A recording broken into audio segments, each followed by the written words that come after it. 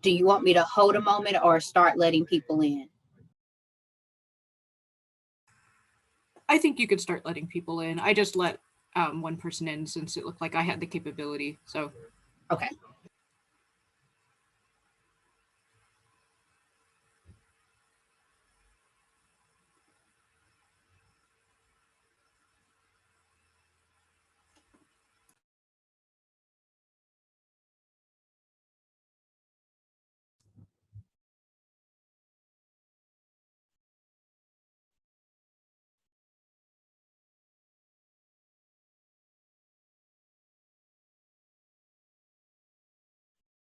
Life, this is Ron. How are you doing today?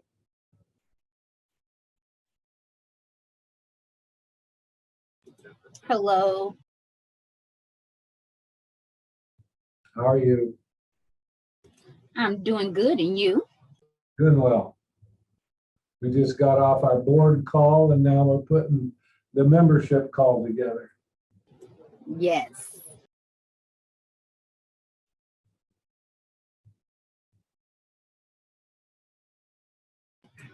I had to hop off a little early so I can get this room opened up for us.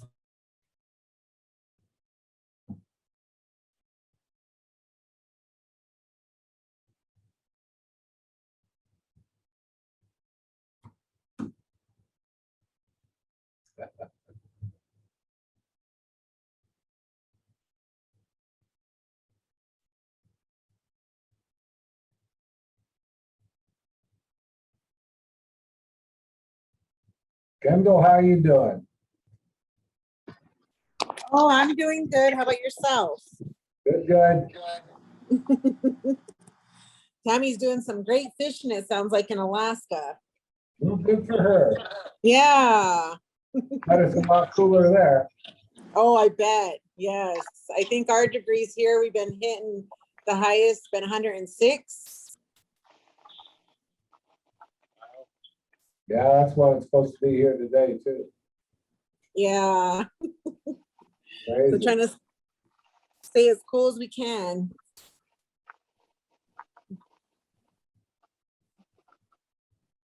Big deal. Is there anyone else, or is just? Oh, yeah, there's all kinds of people on. Oh, okay. Yeah, Brandy's on. Yeah, Brittany's on. Blythe's on. Oh. Oh, good, good.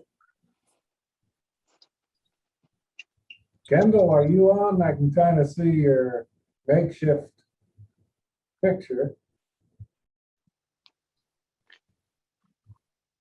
Can't hear you. Oh, there you are. Hey there, guys. Hello. Sorry, just getting out of a meeting. No problem. We're waiting to get more people on, you know. We probably have to give it another couple of minutes. Debbie will be getting on, I'm sure.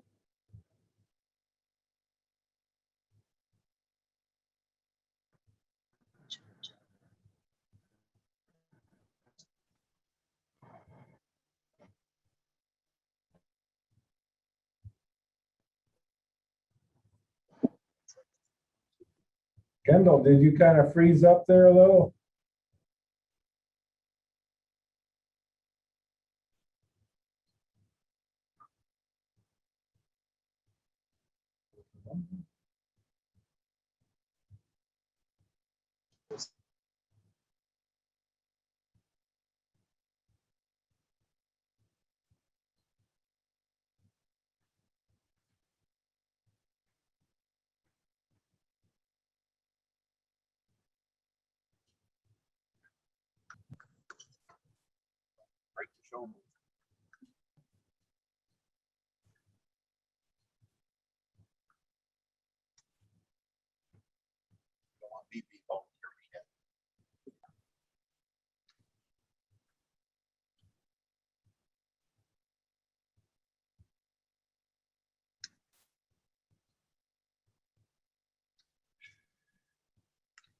Yeah, it went well.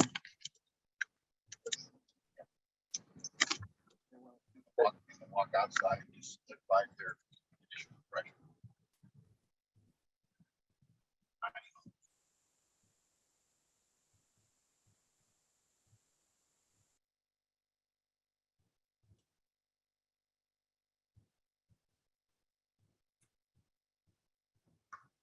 I just sent Debbie the link for this meeting in case somehow she lost it.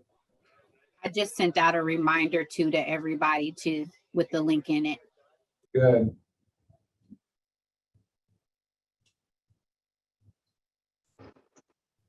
Can you hear me, Ron?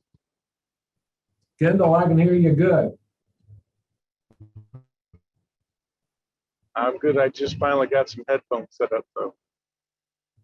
Okay. Sorry about that. No problem. Kind of waiting for Debbie to get back on. I don't know if Joseph is going to be able to join us, but hopefully some of the other stakeholders will get on too.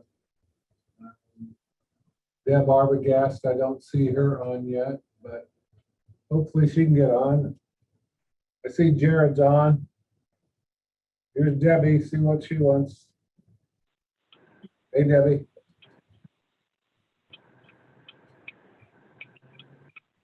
I just sent you an email.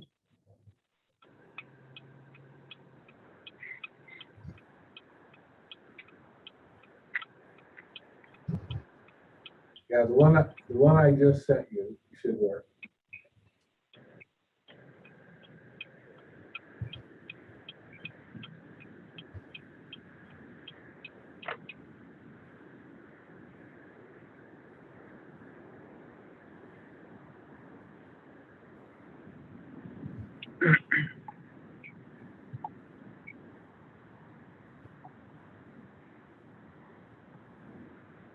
She's trying to get you on too.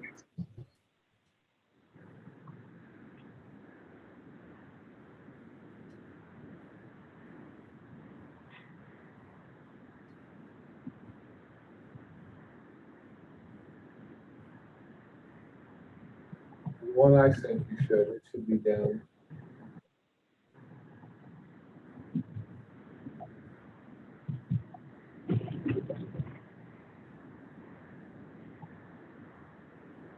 It's in the body.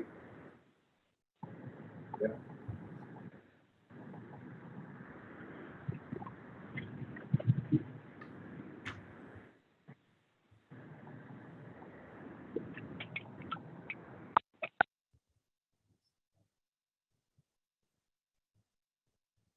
Well, I sent it to my conference room, but it's in the No, come down, it'll say,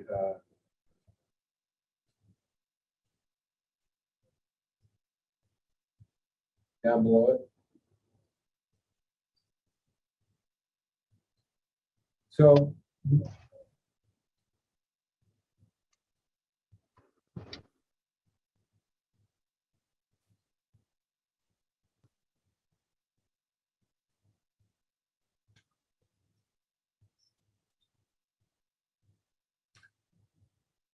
no, yeah, we need to limit.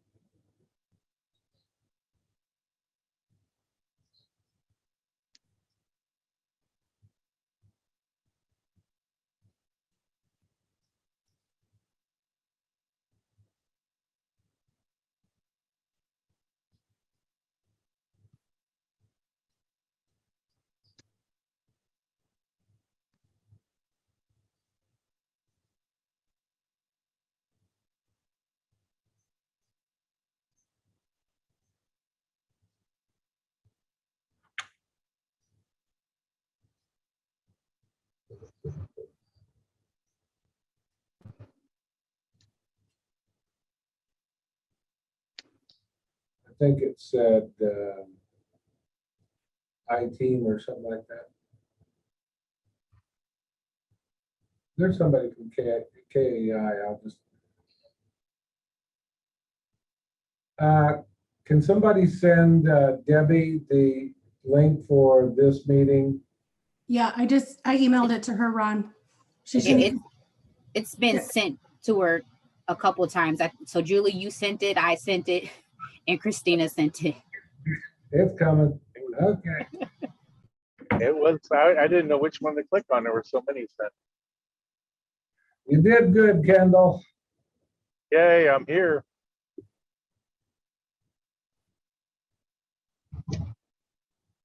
There's Debbie. She's muted.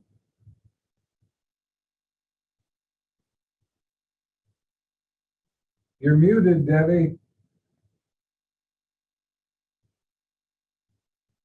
Yeah, find the little button and All unmute. right, now you can see me. Okay. All right, now we have everyone here. Great. Okay, Dr. Brun is here. Yay. And Dr. Winchester is here. Yay. All right, Brandy, will you be taking minutes or should I take minutes? She's on her iPhone. I'm taking minutes. Okay, great. Okay, Yep. so why don't you start? I'm going to call the meeting to order.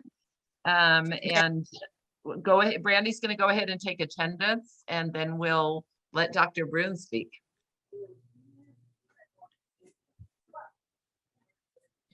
I got everybody's name down. I was doing that while we were waiting. Okay, and we're gonna defer on the minutes. I got what you sent me, Brandy, on the ones from June 9th, or special board meeting. Yeah. But when you have April and May, just send them to me, and then Okay. I'll forward them to KAI, and we'll be caught up on that. All right, here we go. We have a guest speaker today, so I'm really happy to announce that. While Dr. Brun is speaking, maybe the rest of us will mute, and then he'll take questions at the end.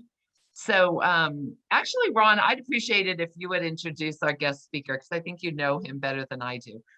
We did include some resources on the invite today, along with his information about who he is. But I talked to Dr. Brun several times this week, and I'm so impressed with everything he's done with his life. And I believe, Dr. Brun, you're a member of the Chickasaw Nation, correct? That's correct. I'm a descendant. So Descendant. they're still going through the processing with the Chickasaw and the Cherokee. So Okay. family was from Clayton, Oklahoma.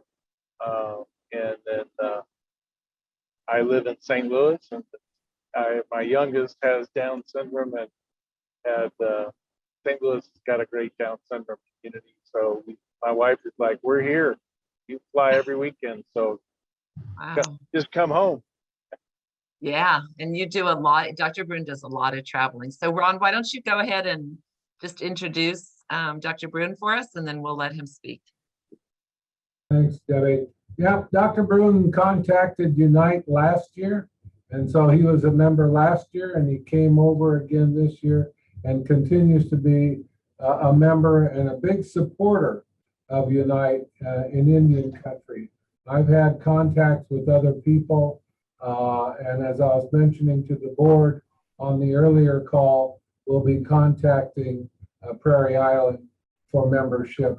And I've been working with Dr. Brune on a program to work with natives to become healthcare executives. And he's been working on a program with Southeast Community College here in Nebraska. We both have a friend that works there, and so that's how that connection came together. And Dr. Brune used to be in the management business, and he got smart and got out of that, and now he's basically just helping tribes. Kendall, take it over. Sure. So let's see if my phone can support the video so you can actually see that. This is an older picture. I've aged a little bit at that time. But we're driving. I actually own and operate facilities, and Wes is one of my partners, and he's driving. So you don't have to worry about me hitting anything as we're going down the road. And typically, so name is Kendall Brune. My dad was French, Jewish, and built for Penske Racing. My mother was Chickasaw and a nurse and worked in the emergency room. And actually, she sewed up my father after a bad wreck in the ER with the docs, and that's how they kind of met. My first name Kendall is actually after racing motor oil. My dad built for Penske Racing, so I kind of grew up in that world. So I am a master mechanic and a master refinisher with DuPont. You've seen some of my work with Jeff Gordon, Rusty with NASCAR. So, but I got chemically induced asthma, and at 28 actually, I had to leave the business. And the only other thing I ever did was Air Force search and rescue and healthcare. And so the doctors were like, hey, that's a good profession to go in. So that's how my journey began into the hospital world. And I was fortunate to get accepted at the University of Missouri Columbia. And at that time, they were working on a program. I was at the Center for Aging Studies and Healthcare Administration. And the program was called the Eden Alternative, which was how to bring the Garden of Eden back into healthcare. So I was a research fellow with Bill Thomas. If ever any of you have heard that name or Eden Alternative, my son was a guinea pig and daughter, and that we were in our first facility. So we mirrored what was done at Chase Park Memorial Hospital, a facility that in New York, but at Mizzou, it still exists today. They have 90 children, 90 kids, and 90 residents in that subacute skilled facility. Fast forward to today, as Ron said, I was a licensed administrator, but I retired from that day-to-day grind.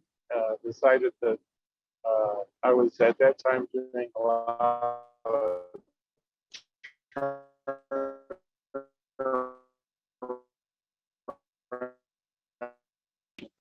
in facilities. So that We're losing you just a little bit. We're kind of cutting out on the streaming. Cut off your webcam if you need to so that we can have good audio for you, Kendall. Is that any better?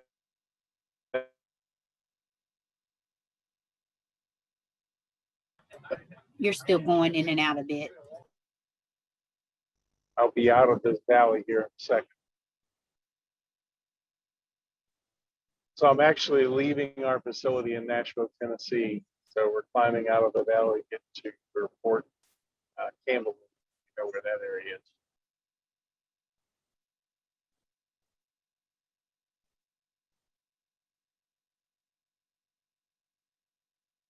Still, can you hear me now, Ron?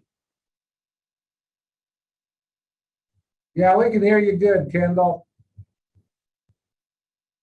So as Ron had shared, my grandfather ran away from home, but he was ended up living with us in '96.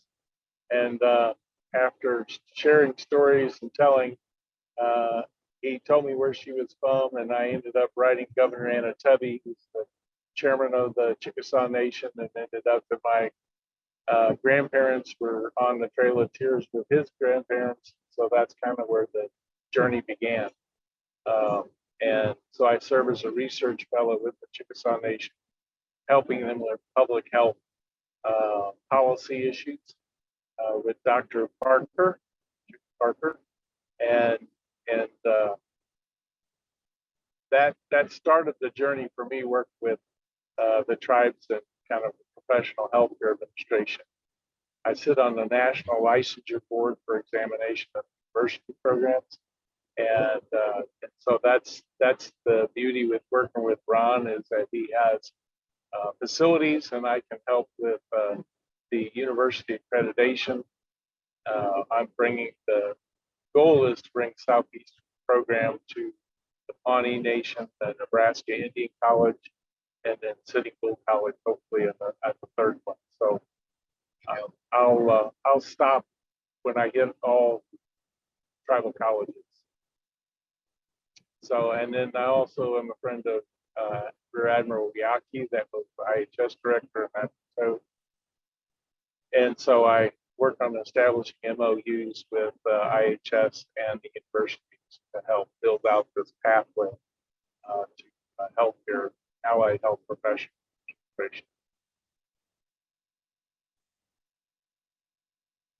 Were you able to catch all that, Ron and team? We did. We caught that. That was good, Kendall. What have you found about U.N.I.T.E since you joined, and you've been active and continue to be supportive?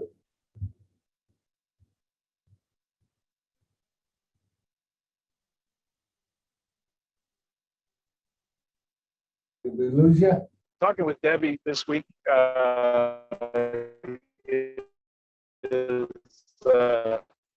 she would like to learn more, be able to bring more to the, is that minutes? Is that better? Can you hear me now? No, it's hard to hear, Kendall, hard to hear. Okay, let me try something else. My headset, Mhm. okay. Get in that era, Kendall, that your bandwidth is low. That's the bandwidth. Yes, sir. Hello.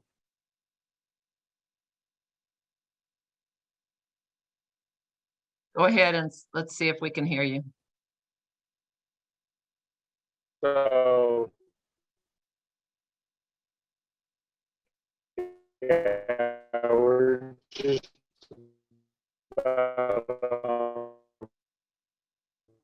top of the hill here. So, with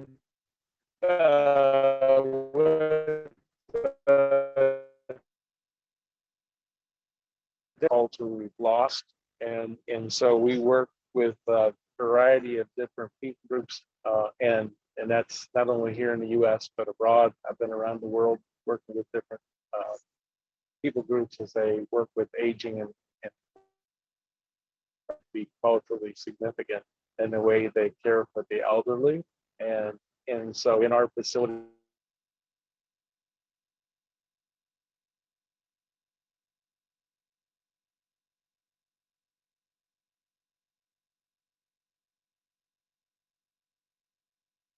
Brittany, do you want to, I just sent you a chat. Pollinate. Yes.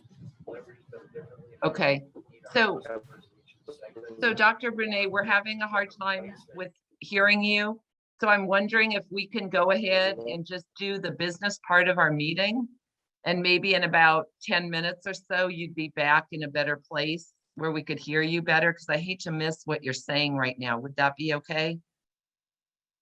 Sure, that'll be fine. I will try to just dial in by phone. Okay, I think Okay. that's a good idea. Okay. Okay. So I'm going to ask everyone to unmute for a minute, and we're going to have our business just take about 10-15 minutes and just do the business part of the meeting. Okay. You want me to share the agenda now, Debbie? Yeah, go ahead. That'd be great. So Brittany will share the agenda that we have. We just had our board meeting. So if you weren't on the board meeting, I am the current president, Debbie Dijak, our vice president, Joseph Ray. Joseph, are you on the call? He said he'd be late. Okay, Joseph should be dialing in, but he's not on the call yet.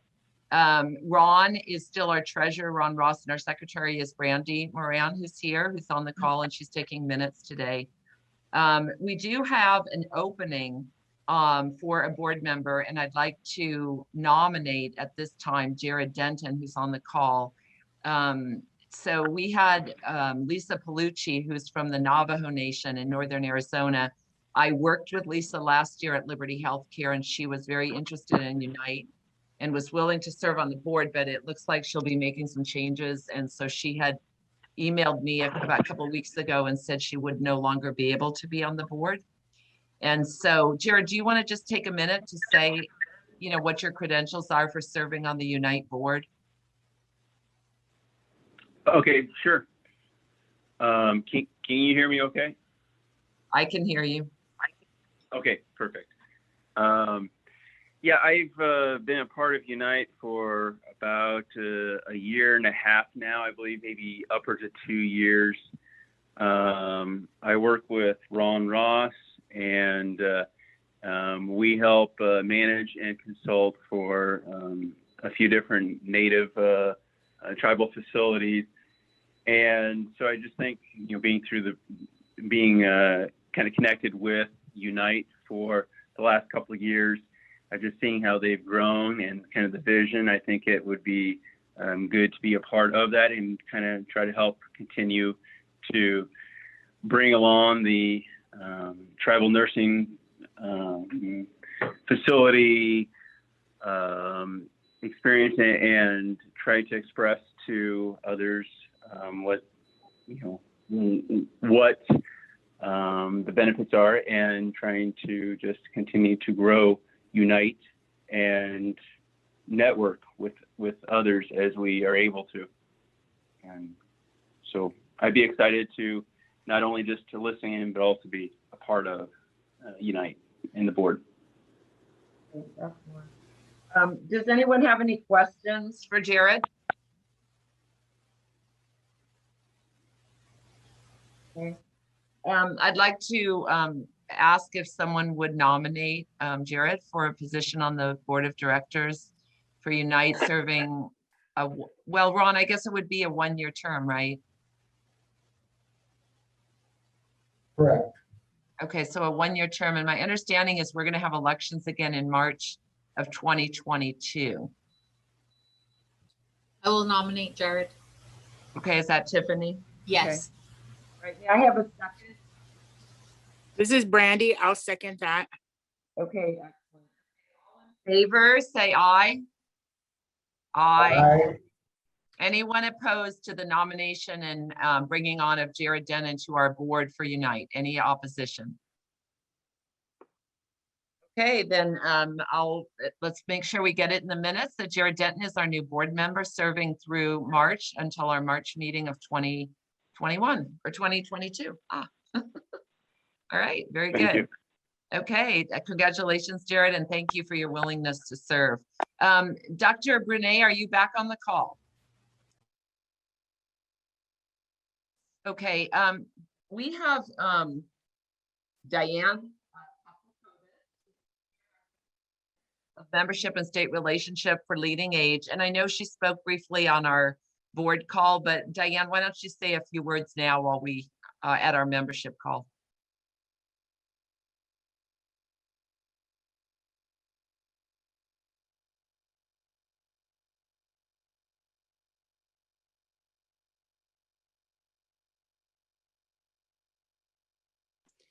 Debbie, I didn't see Diane on the call. I didn't write her down as one of the people I saw. Oh, I thought she was on. I thought I saw her when I logged on. Okay. She was all right. on earlier. I don't know what happened. I seen her Okay. on. Okay, that's fine. She may have had to get off because she's covering for Sherry Schultz, who normally would be on the call. So that's fine. I didn't realize she had left. Is there any new member business that we need to, oh, there are some things. Can you scroll down, please? Brittany, go down to the red part. Okay. Okay. So we just need to talk very briefly. Let's see. Okay, so there was a call held a couple of weeks ago with Joseph Ray and a representative he has from the baseball industry in Dallas, Texas, where they do fundraisers. They bring in like baseball VIPs. And so we talked about maybe having some kind of a fundraiser in Atlanta, Georgia for the Leading Age annual meeting. And that would benefit maybe both Leading Age and U.N.I.T.E. So there's some work going on to that, moving on with that. But I will say that Deb Arbogast mentioned that they actually have a tribal elder who's, I think, 101, and her name's Marcella LeBeau. You can look her up on the internet. She's very famous. She's done some really incredible work. She was a World War II veteran. And so we're thinking that if she would be willing to come and speak, that at our annual conference, that might be a VIP speaker. So does anyone know Marcella or have any thoughts on that?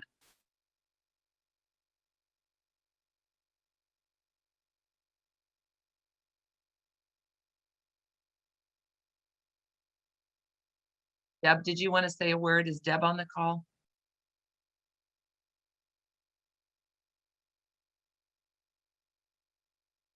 You'll have to unmute.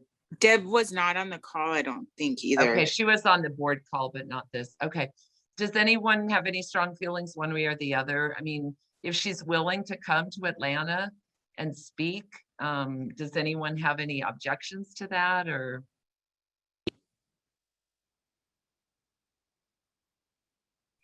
I think this is Brandy. I think it would be fine as long as she's willing to travel. Yeah, yeah. Okay, and so there probably is going to be a meeting next week or the week after with Leading Age, because as you know, the deadline, they're going to start sending out registration stuff by the 12th of July. So if we're going to do this, we got to kind of jump on top of it and get going. Do I have any volunteers for the LTSS webinar that we're hosting in July? I think it's going to be on workplace, like unless someone has another topic. I was thinking, given all the attention that's being given to, in senior care, like not having enough workers and things like that, I thought that might be a timely topic. But if someone else has another topic, we, just bring it up now.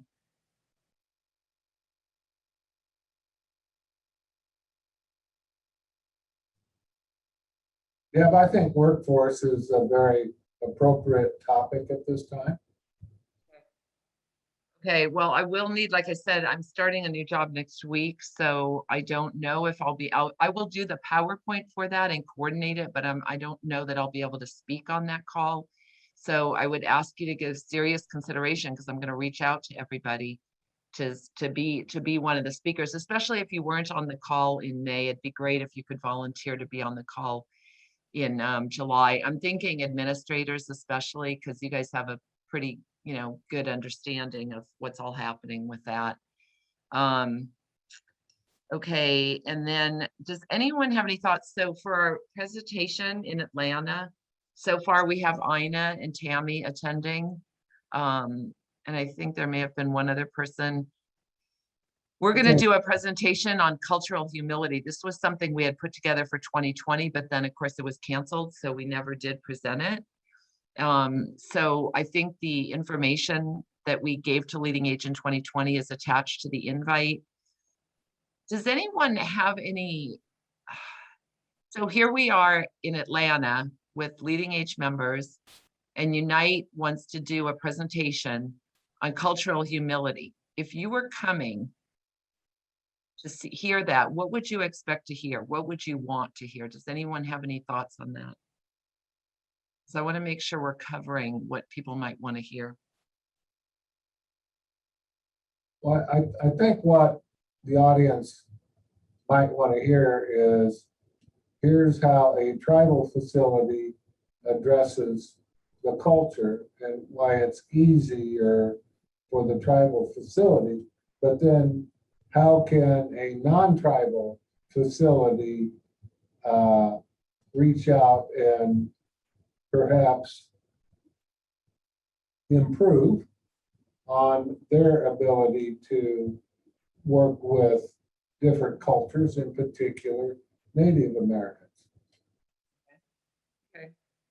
Okay, and that's really well said, Ron, because honestly, we're building our objectives right now for the webinar. So that's really excellent.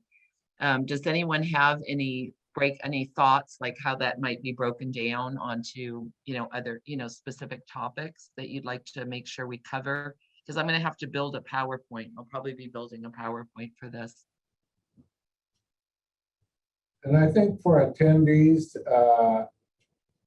I know the Okalala facility and perhaps some of those board members, I don't know, but I think Tiffany is exploring coming. I know Jared and I are exploring, and we will probably come. And then if Joseph is having some financial constrictions, I will visit with him about assisting him so that he can come too. Okay, that's excellent. Okay, good. Okay. Anyone, Brandy, Tiffany, anyone on the call have any specific, like things you'd want to talk about from your perspective? Like, we can create general categories, but maybe there's something really, special. I'll have to think about it, and I'll figure something out. I know there's a lot of things to talk about, so yeah, just think about it. So. Yeah, that's fine. We got time. I think that's not going to be due till, I don't know. I forget what they told me. I think it's August or something that you have to get them the PowerPoint, something like that. So we have some time. Okay. All right. Is Dr. Brunet back on the call?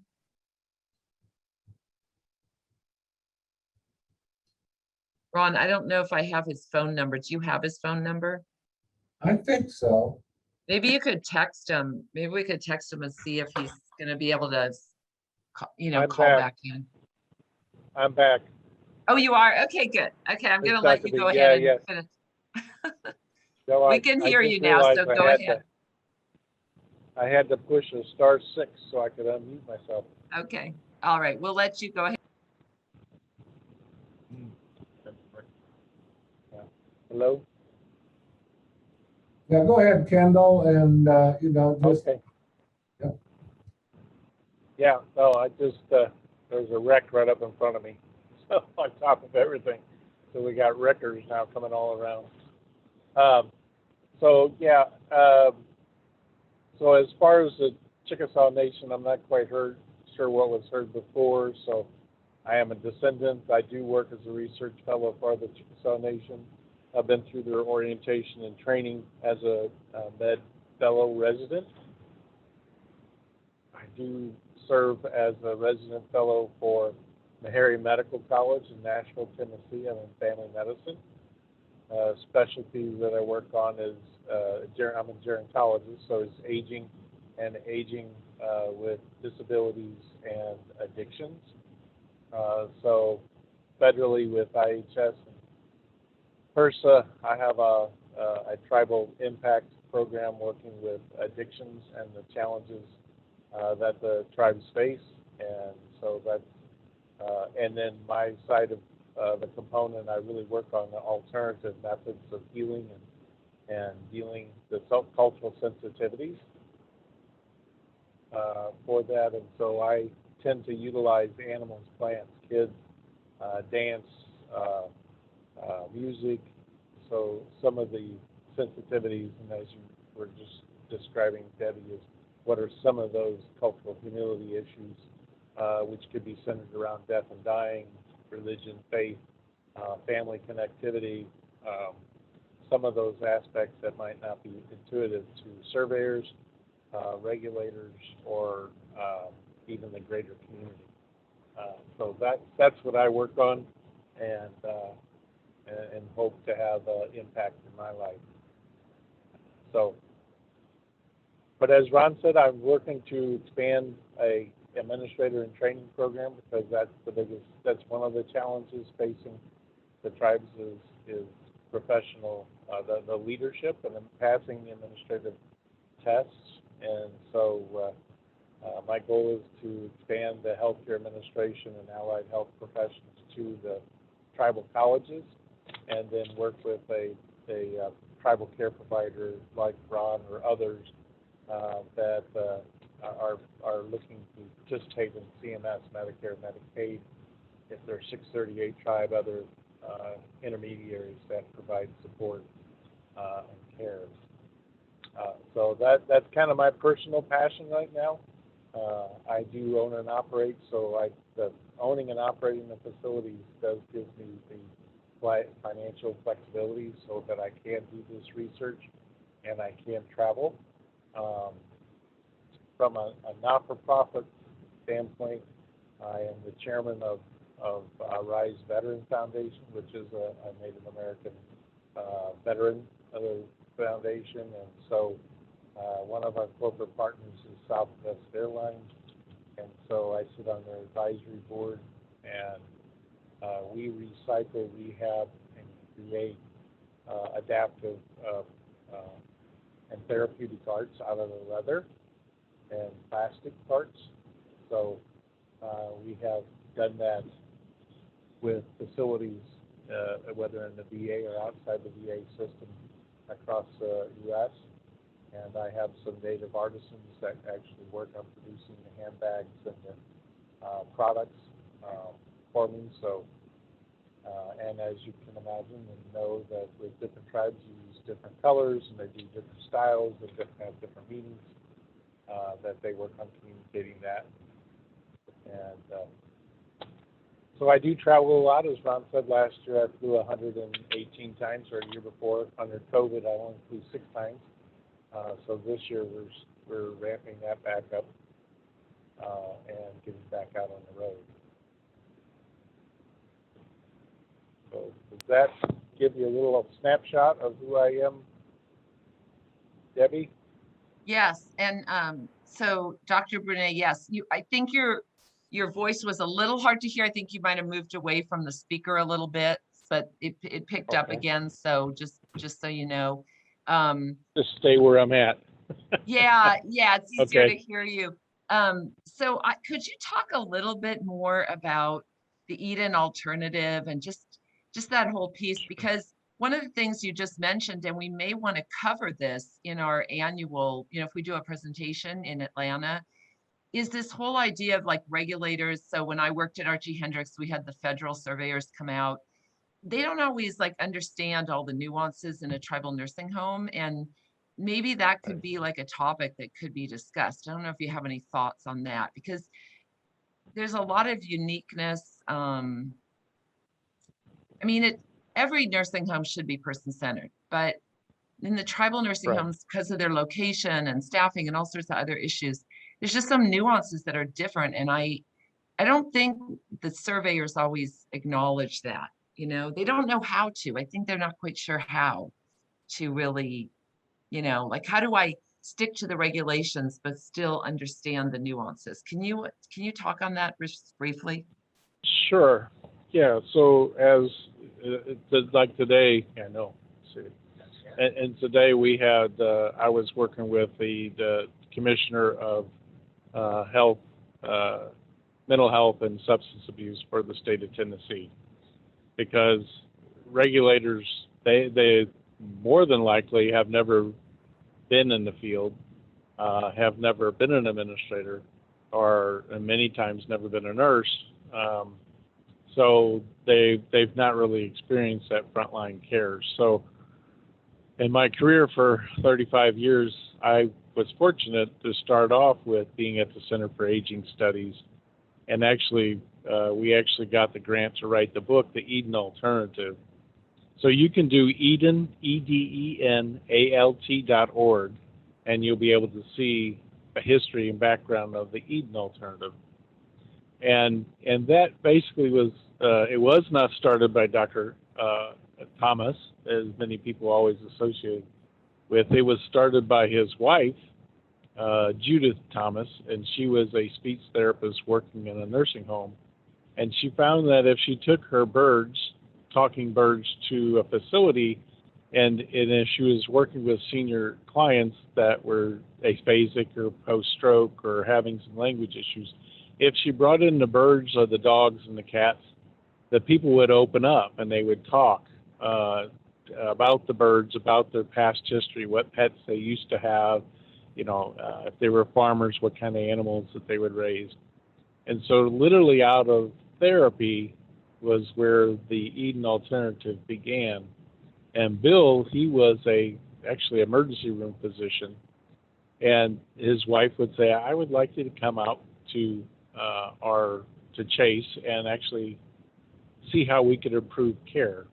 And that's where it began. So Bill actually got fired by that facility because he was being so creative. But Missouri, we were a ag school, so I was part of an agricultural program, and we had an outreach program to the rural communities at 26 counties.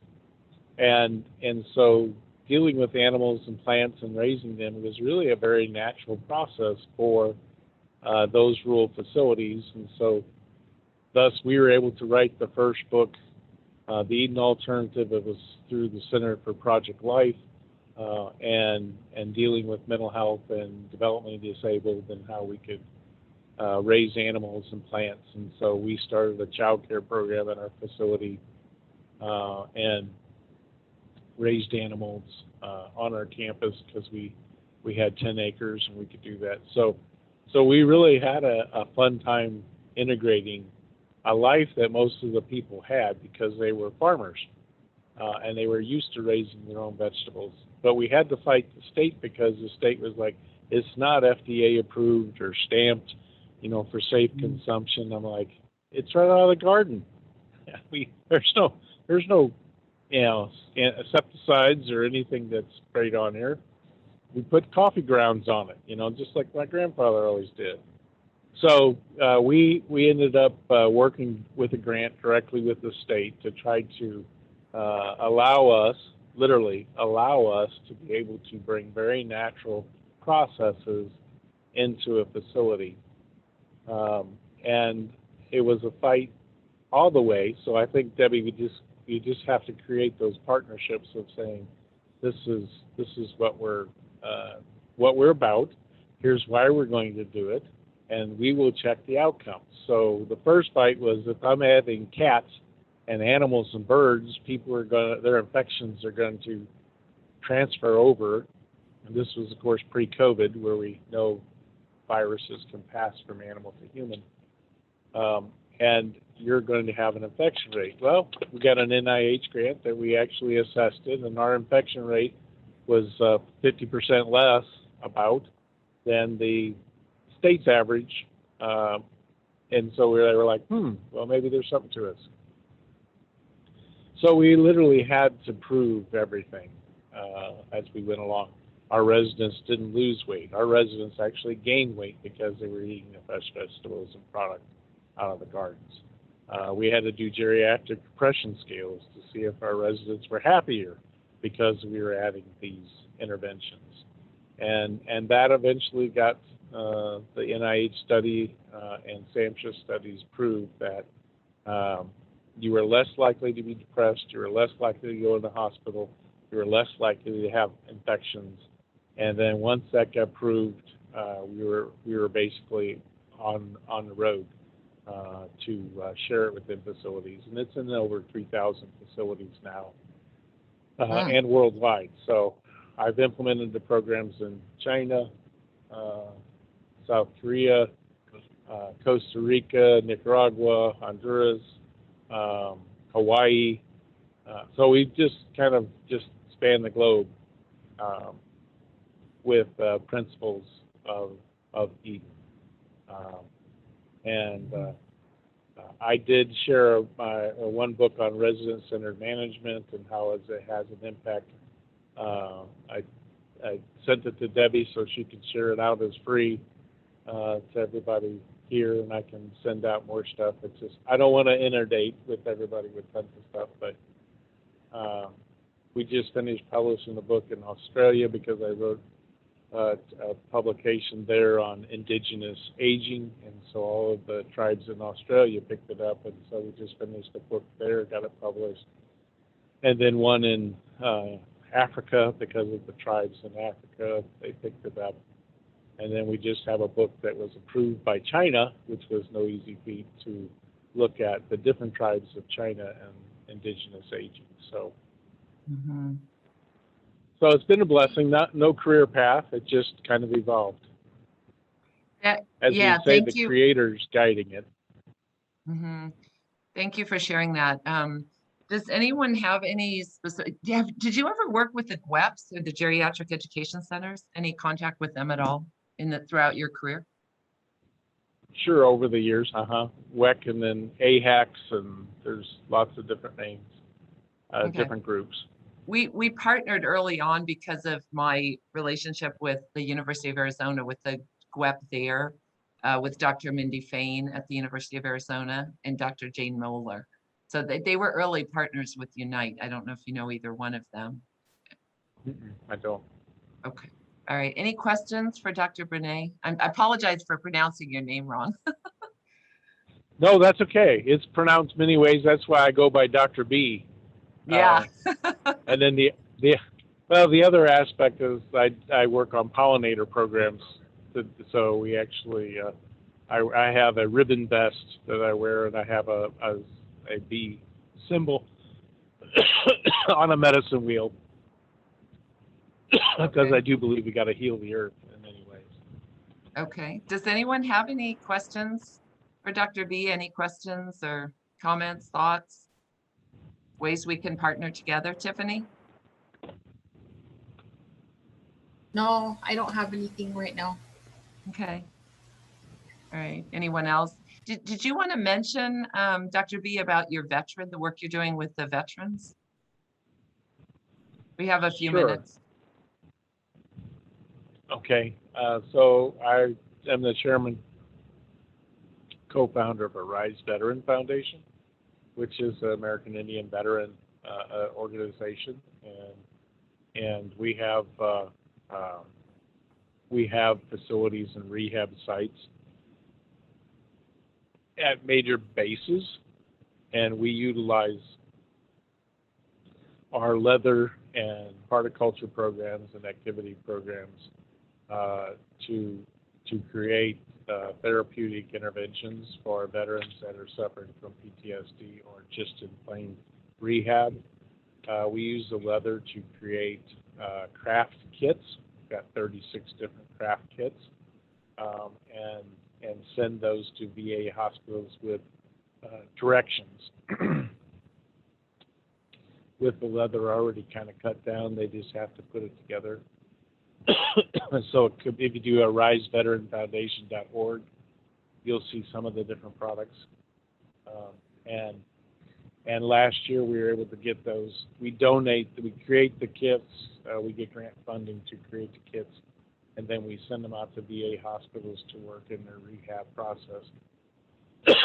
And last year we served just short of 66,000 veterans with those craft kits. And then we sell them to raise money for more of the program. Okay. And you also a center for something, but I didn't quite get it. Could you remind me what you said? Center for? I worked at the Center for Aging Studies.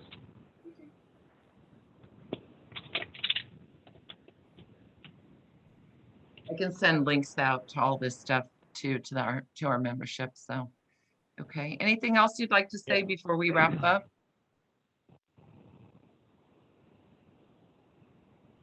Oh, I appreciate the opportunity to speak to U.N.I.T E, and I'm thrilled to be a part of its membership. And if I can help in any way from programming or presentations, or my goal is to keep expanding tribal healthcare systems into caring for their elders. And we're delighted to have you. I'm wondering if we could do a little Dr. B's corner on our website. What do you think about that?